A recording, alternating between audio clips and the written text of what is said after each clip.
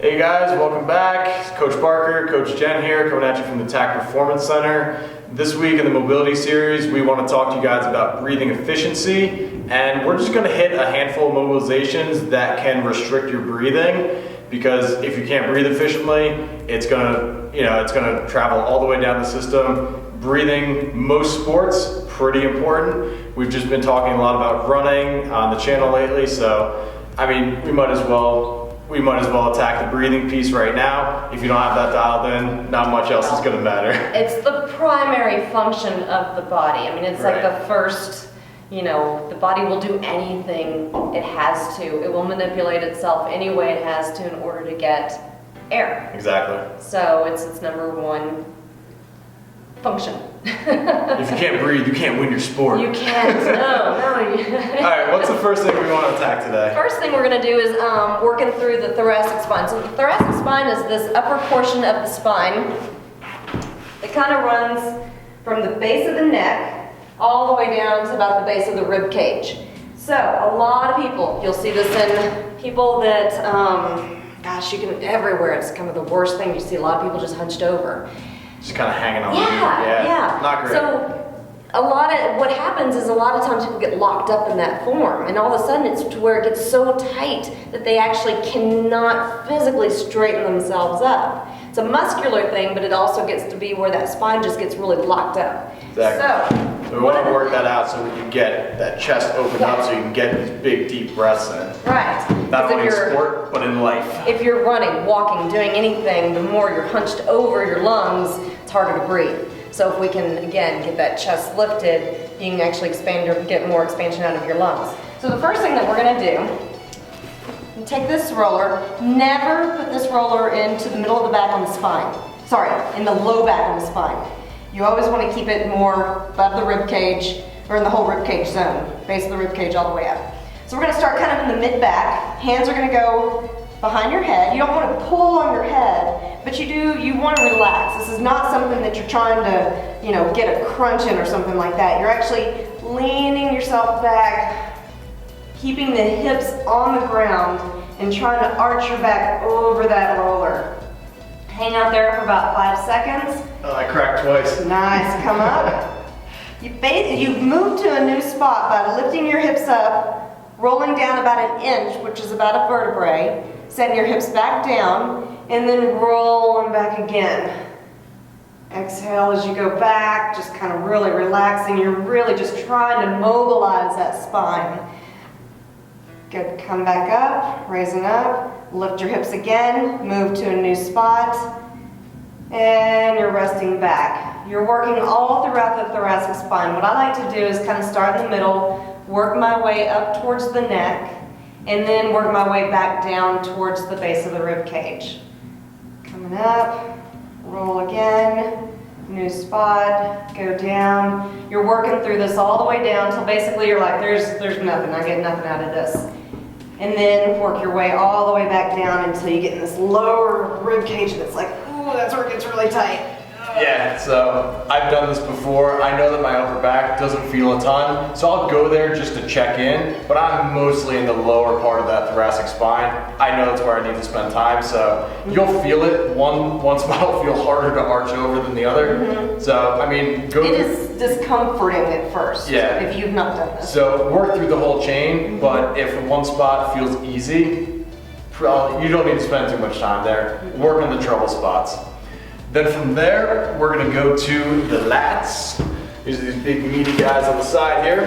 First, we're just gonna be rolling them out. And when you're rolling out the lats, on here, we're not trying to get a lot of change. We're trying to use the roller as kind of a diagnostic tool to find spots that hurt. Because like we were talking about with the back, rolling out the thoracic spine, some people are gonna have spots that are tight and some that don't need any work.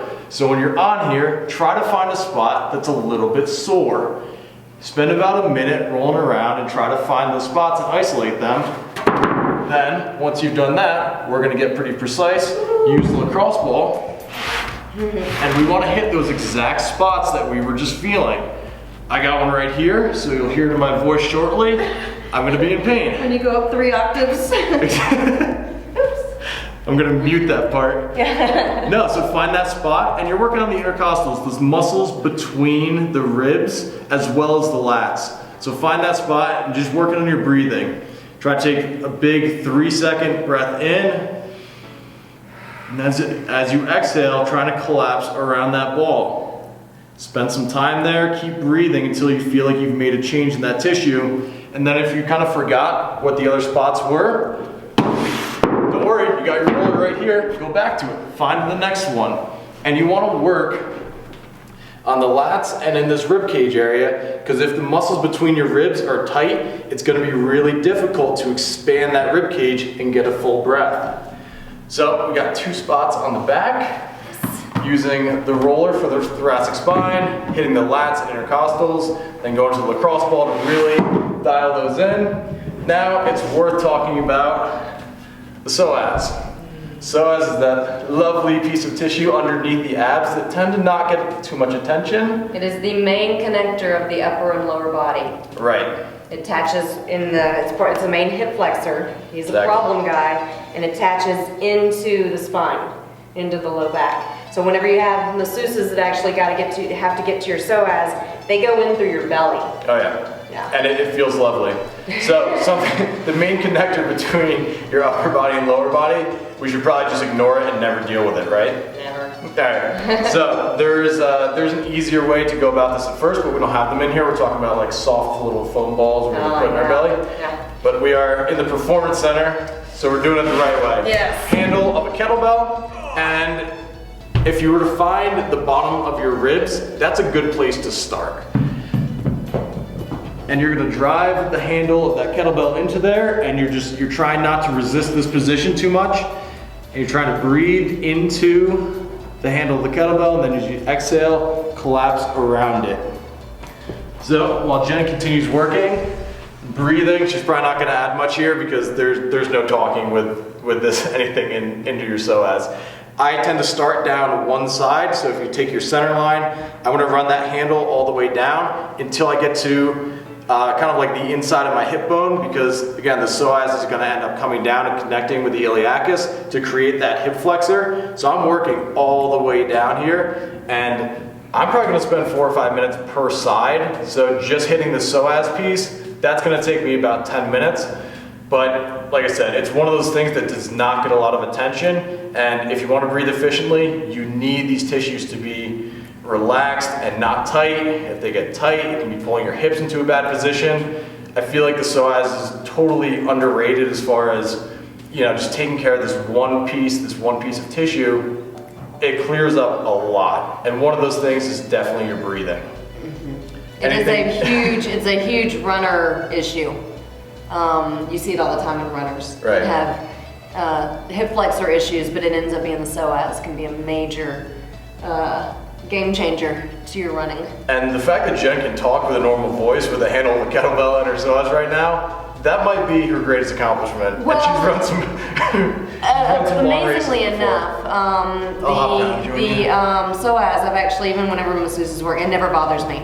Oh really? I've been very fortunate to never have any, knock on wood. Watch me go out tomorrow, I'm like, dang it. But yeah, that's an area that for whatever reason I've always been okay with. Do you think that's a positional thing? Because you've kind of always participated in sports in a decent position? I think it's a postural thing, to be honest with you. Okay. I think that, luckily I've never been in a career that I've had to sit a lot. Okay. A lot of, you know, people that actually have to sit at desks, sit in cars, do a lot of driving. They sit on the couch. They sit, you know, whenever, then all of a sudden you go to bed and you basically sleep in like the fetal position. So we get in all these positions where we're constantly forward and shortening up that. Yeah, you get short and tight. And you'll see a lot of people that they're just kind of walk like that, you know, where you can see that it's short and tight. You know, because good posture facilitates that you need length in that hip flexor area. You know, I've been very fortunate in that.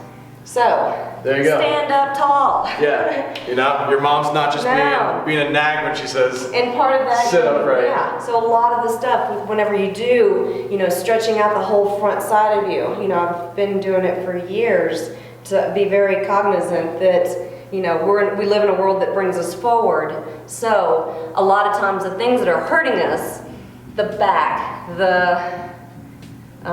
it's primarily the back, the shoulders, all this stuff that people are like, oh, my back hurts. And then they go and they stretch, and they're basically stretching out what's already long. Right.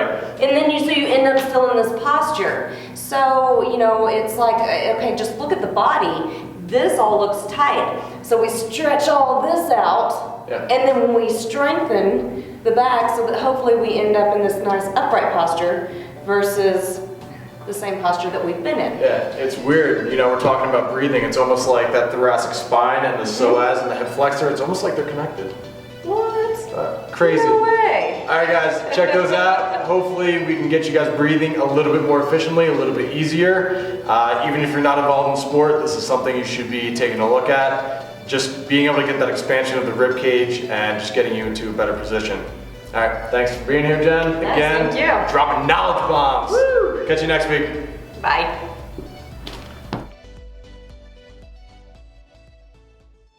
Hey guys, Coach D, Never Stops Running, Coach Parker here. We just want to thank you for watching the video. If you want to check out some of our other videos, we're going to put a link right here to another one of our playlists. You can check them out. And if you want to be notified when we post a new video, make sure you subscribe. I'll put a link to that right here. And also make sure you click the bell button. That'll actually notify you since the subscribe button doesn't do anything anymore. So thanks for watching, and we'll see you next time.